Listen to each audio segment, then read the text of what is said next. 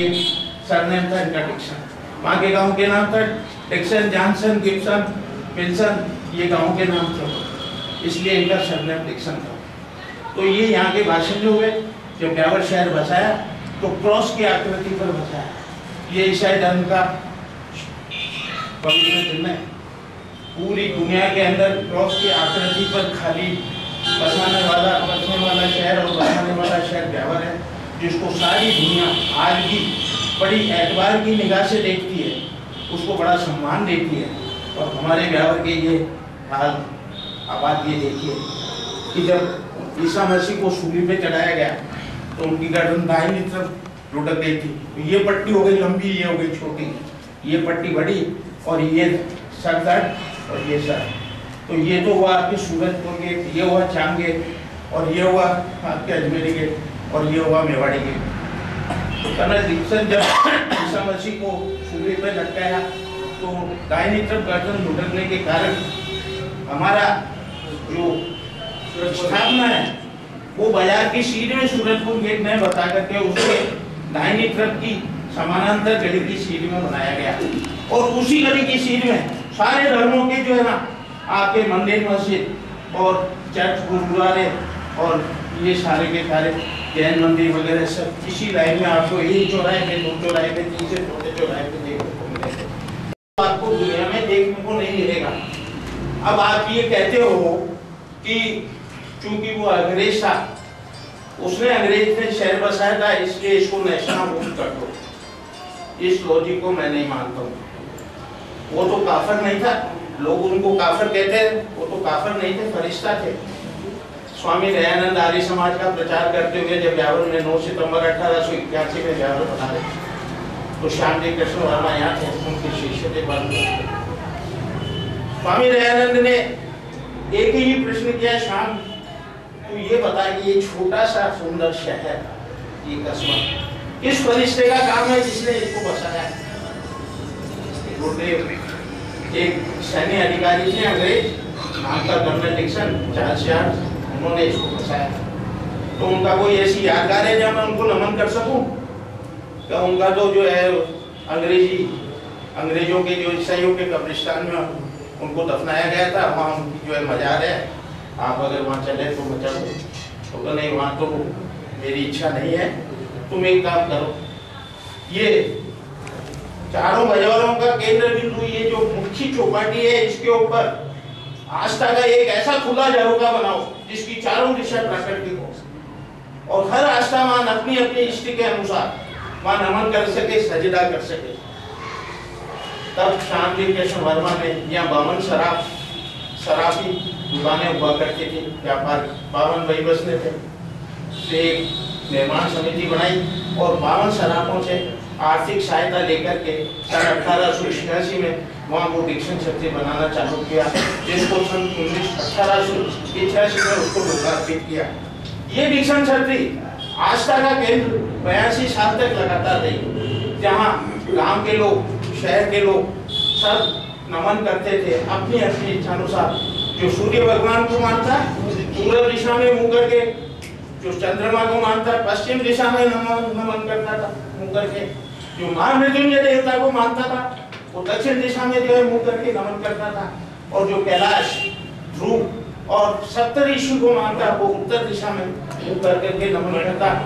सवेरे दुकान खोलने जाने के पहले सब लोग अपनी चाबी डिक्सन छत्री पे रखते, आस्था के फूल अर्पित करते, अगर अगरबत्ती जलानी होती तो जलाते, फिर वहाँ नमन करके चाबी उठा के जाके दुकान खोलते थे। तो ये हमारा सत्कर्म था, जिसका पुण्य कर्म था कि हमारा शहर उद्योग में, व्यापार में बहुत ज्यादा अग्रणी शहर था, जो विश्व के अंदर भी नाम कमाता था। तो इसको क्या ढूंढ लग गया, इस पे सोचने मनन करने की जरूरत है। इसीलिए मैं हाजिर हूँ आपके बीच में कि आप लोगों को इसके बारे में कुछ बता सकें और हम यहाँ एक ऐसा अभियान चलाएं। हमारे आदरणीय माननीय अशोक जी गहलोत जो मुख्यमंत्री हैं राजस्थान सरकार के, आने वाले 27 तारीख सोमवार को, चूंकि ये वित्त मंत्री भी हैं इसलिए राजस्थान सरकार का बजट पेश करेंगे, हो सकता है घोषणा कर दे ब्यावर को जिला बनाने की। अगर ये जिला बनाने की घोषणा नहीं करते हैं तो मेरे आप सब लोगों से एक ही निवेदन है कि हमारे इस सारे क्षेत्र के लोगों को, हर एक नागरिक को एक पोस्ट का मुख्यमंत्री, माननीय मुख्यमंत्री सचिवालय राजस्थान सरकार जयपुर के एड्रेस पर हर व्यक्ति ब्यावर को जिला बनाने के लिए उनको पोस्ट कार्ड डालेगा। अगर 5-10 हज़ार 20 हज़ार पोस्ट कार्ड अगर वो पहुंच जाए तो वैसे ही जिला बना देंगे, घोषित कर देंगे। तो इसके लिए भी अभी हमारे पास समय है। जब कटौती प्रस्ताव आएंगे, जब हमारे बजट पर बहस हो जाएगी, उसके बाद में उसमें जो रियायत वगैरह जो देंगे वो उस समय भी इसकी घोषणा कर सकते हैं, अगर पहले घोषणा नहीं करते हैं। इसलिए आपसे मेरी को निवेदन है, अपने जितने भी मतभेद शिका शिकवा है वो सब भूल जाइए। ब्यावर के विकास के लिए, आप लोगों के विकास के लिए, आपके परिवार के विकास के लिए, हमारे क्षेत्र के विकास के लिए एक होकर के आप आबद्ध हुइए और ये एक सकारात्मक अभियान चलाइए। भगवान आपको सहायता करेगा और मैं सोचता हूँ कि हमारा जिला बनेगा, निश्चित तौर पे बनेगा। कोई ऐसी बाधा नहीं होगी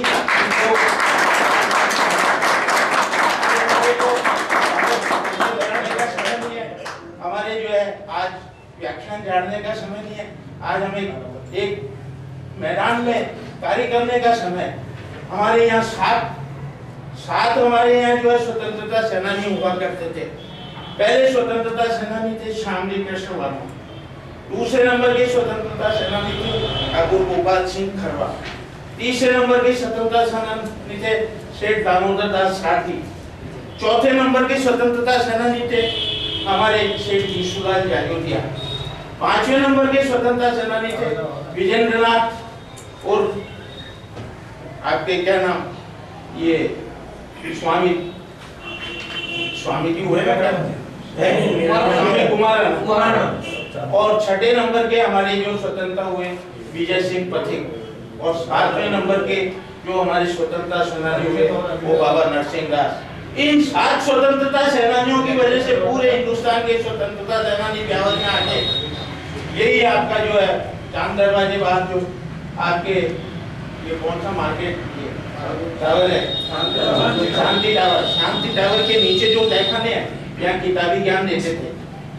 और हमारा शामगढ़ का किला आज भी गवाह है, तो खरवा से 6 मील उत्तर और मसूदा से 2 मील इधर शामगढ़ का किला, ऊपर किला नीचे कुंड। वहाँ उस कुंड पे वहाँ उनको व्यवहारिक ज्ञान दिया जाता था, व्यवहारिक प्रशिक्षण दिया जाता था। वहाँ एक शिल्पीगर का परिवार रहता था जो सब हथियारों पर धार लगाता था और एक सोलगरा का परिवार रहता था जो बम वगैरह बनाने का काम करता था। इन सब स्वतंत्रता सेनानियों को वो ट्रेनिंग देते थे या तैयार होके जाते थे। यही वही कंठस्थ वाला मंदिर है, उसी मंदिर की उस कोठरी में भगत सिंह 40 दिन रहे। वो आपके प्रेमनगर के सामने वो एक बावड़ी है, नाम वो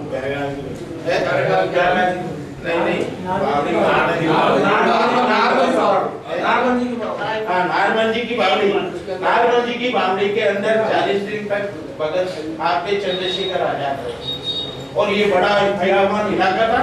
ये आते जाते कैसे थे, ये जो आपके मंगल टावर बना ना, यहाँ देवालय था, ये देवालय के नीचे जो है तहखाना था, ये सुरंग थी नीचे, तो ये लोग सुरंग से आते थे, ऊपर जाते थे और अज्ञातवास में रहने के कारण ये जिनमें जो है आपके जो ये घना जंगल होता उसमें अंतर्ध्यान हो जाते थे ताकि अंग्रेज सिपाहियों के हाथ नहीं लगे। हमारे सेठ दामोदर दास घाटी का बलिदान कैसे हुआ मालूम है आपको? 5 जनवरी 1918 का दिन सेठ जी अपनी गद्दी पर काम कर रहे थे,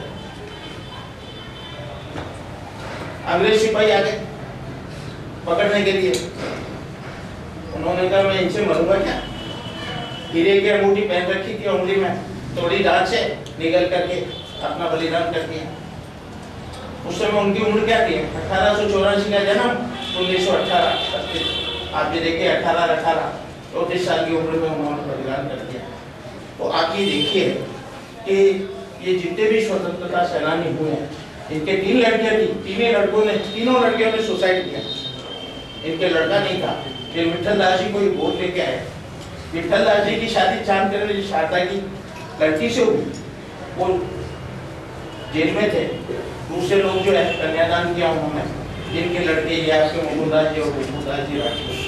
तो आज भी देखिए हमारे तो स्वतंत्रता अर्जुन दास जी सेठी, ये सारे के सारे जो है ना हमारे स्वतंत्रता सेनानी, जिन्होंने इस भारत को स्वतंत्रता दिलाई है। तो हमारा ये व्यावर आज ऐसे शोके से गया। आज आप जैसे लोग कर्मठ लोग, मैं हमेशा एक ही बात कहता हूँ कि व्यावर के निवासी में मेधा शक्ति है, व्यावर की जनशक्ति के अंदर ऊर्जा शक्ति है।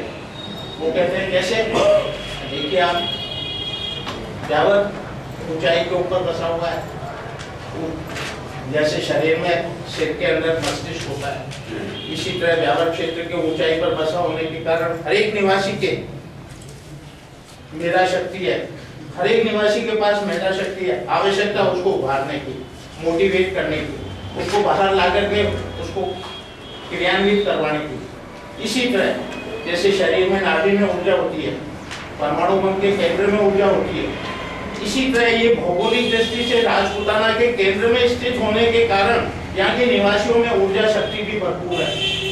आवश्यकता उसका दोहन करने की और कराने की।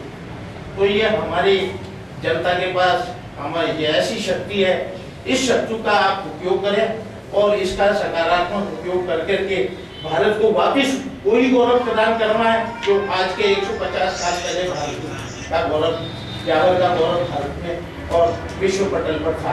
जय हिंद, जय भारत।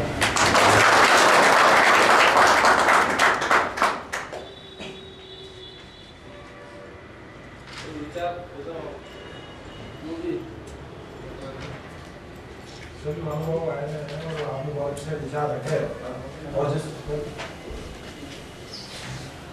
और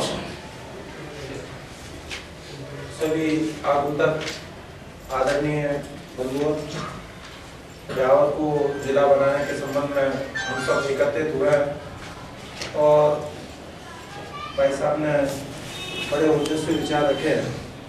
हम जितने भी वृद्ध लोग हैं, हम बुद्धि से आप लोगों के साथ जुड़े हुए हैं। नवयुग लोगों के लिए ओजस्वी, काफी कर्मठ और आगे भविष्य में व्यावर के लिए हम और आप पूर्व की बातों को सुनने के बाद में एक निर्णायक बिंदु लें कि वास्तव में जो हमारे पूर्वज कर गए और इस व्यावर की किस तरह से स्थापना हुई